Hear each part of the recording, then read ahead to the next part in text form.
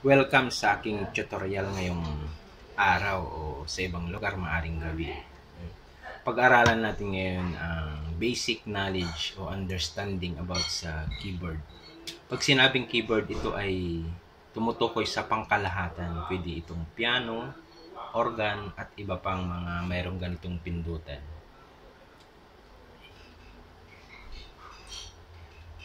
Normally, ang keyboard, musical keyboard ay mayroong dalawang kulay. Ito ang puti at saka itim. Maliban na lang kung ito ay pinakustomize mo.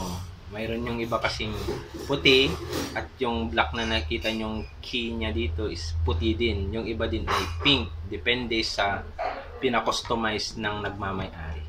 Pero normally, ulitin ko po, ay white at saka black keys po yan. Binigyan ko ito o nilagyan ko ng palatandaan, yung square na nakita nyo, red square. Yan yung pagitan. Okay. Red, blue, at saka green. Kung mapapansin nyo po yan, ang pagitan na yan ay yan. Ipagpalagay na natin na yung red ay 1, yung blue ay 2, at saka yung green ay number 3. Yung 1, 2, 3 na yan ay pare-parehas po ang chords yan. Yan, nilagyan ko na po siya ng palatandaan. Nakita nyo yung black key na nandyan ay yung number 1, 2, yung susunod ay 3. Black key. Ganon din yung number 2. May 2 ulit na keys, may 3 keys. Ganon din ang number 3. So, yan po yung palatandaan po natin. Lahat ng mayroon sa number 1 ay same din lang sa number 2 at number 3. Ang pagkakaiba nga lang po, yung pagtaas ng notes o pitch. Yan. Basically, ang chords na nilalaman po natin ngayon, musical term ay mayroon 7 chord. Ito ay ang C, D, E, F, G, A, B. Siyempre, babalik ulit sa C.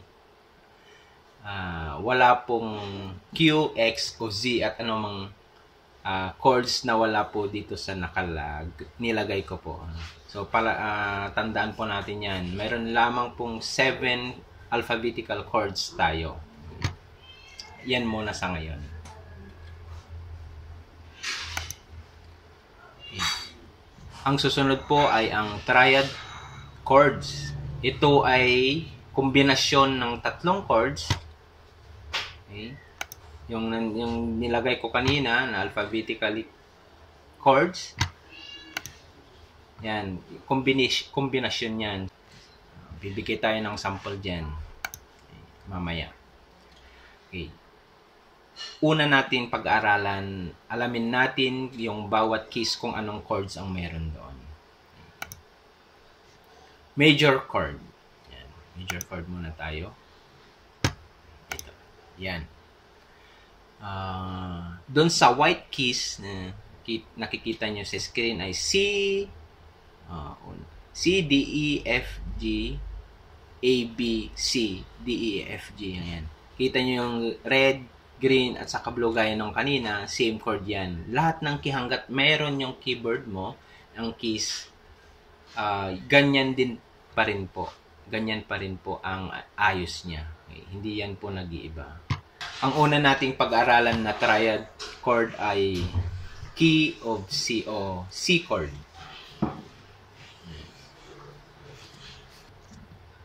Ito po yung ayos ng C chord natin.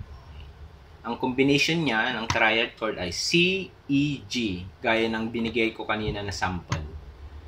Pero, titignan po natin yung, kung sakali man makalimutan natin yung mga susunod dun sa C triad chord natin o C chord natin, bilangin natin. Gaya ng binigay ko na sample sa baba, yung blue color. Natin yung C. Magbibilang po tayo ngayon. C for 3. Okay. Yung C, yung susunod sa taas, yung black. 1, 2, 3, 4. Yun yung E. Tapos bilang po ulit tayo ng 3. So, 1, 2, 3. Yan po yung kabuuan ng C chord natin o triad chord. Normally kasi kapag hindi na yun binabanggit kapag sinabing chords, musical term, hindi mo na sasabihin yung triad chord. Pero yun yung normally, pag sinabi mong C chord, ang kabuuan niya is triad chord na. Ito yung C, E, G. Yan yung basic chord po natin. Ganon din ang D chord. Yan. D chord natin, yan yung D chord. Pag nakalimutan lang natin gaya ng sinabi nating sample ay from root chord na D, magbilang lang tayo ng 4 ulit. So 1, 2, 3, 4. Yun yung pipindutin mo. At yung susunod ay 3, magbibilang ka ulit. 1, 2, 3. So, nakabuo ka na ng tinatawag nating triad chord. Okay. Bago tayo magpatuloy sa ibang chords, mayroon muna tayong babanggitin dito na isa. Ay, iba pala ang ibig kong sabihin. Ito yung ibang symbols ng musical term po natin. Okay. Mayroon tinatawag dito na sharp at saka flat. At nilagay ko na dito yung ano niya, yung symbols niya. Yan. Kapag yung sharp ay para yung siyang hashtag, ano. Ayan yung drawing niya, hashtag. Yung flat naman, maliit lang na letrang B. Ayan. Kasi dito, kasama yan sa chord natin yung sharp at saka flat. Ito, magbibigay ako ng sample. Ayan. Tandaan lang po natin, reminder lang po, ano. May tagdalawang chords na walang sharp at saka walang flat. Okay. Yung walang sharp, ito yung E at saka B chord. At wala namang flat, ito yung F at saka C. Mapag-aralan natin yan. Maintindihan natin yan habang nagpapatuloy tayo. Okay. Magbibigay lang muna ako ng mga sample. Ano? Okay. Sa isip po natin, kapag sinabing sharp, ito yung pataas na notes o pataas na pitch. Mag-step high. Yeah. Ang flat naman ay step down. Magpababa ng pitch o notes.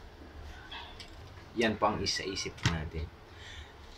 Kung kunyari, magbibigay tayo ng sample. Nakita natin dito yung binigay kong sample. Yung D ay yung C chord. Yan. Kapag mag-step higher siya, magiging C sharp na siya. Ganon din ang D. Pag nag-high pitch siya ng isang step, D sharp na yon. Paano naman ang flat? Yan. Flat, ito yung bababa from the root chord o sa kanyang original na chord. Ito naman yung flat. Titignan po natin yung C, ano? Hindi ko na ilagay dyan. Yung D na muna. D. Tapos yung step backward siya o low pitch siya. D flat. Okay. Yung gaya ng symbols natin, D, pag may kasama siyang B na maliit, yan po yung flat. Gaya ng C, may hashtag siya. C sharp ang tawag doon. Pag maliit na B naman, kasama ng chords natin ay bibigkasin mo yun ng D flat. Yan po yung mga sample po natin. Yung mga nilagay ko pala dito na itong flat na nakalagay, same naman dito sa hindi ko na ilagay ng kulay itim na pipindutan. Same lang yan. Hindi ko na siya nilagay dyan. Pero same pa rin po. Okay? Kung may iba pa kayong katanungan, pwede po kayong mag-comment below. Sa ngayon, ito muna ang ating pag-aaralan. Next chords po natin, maaari sa next video ko na i-upload. Okay. Marami pong salamat.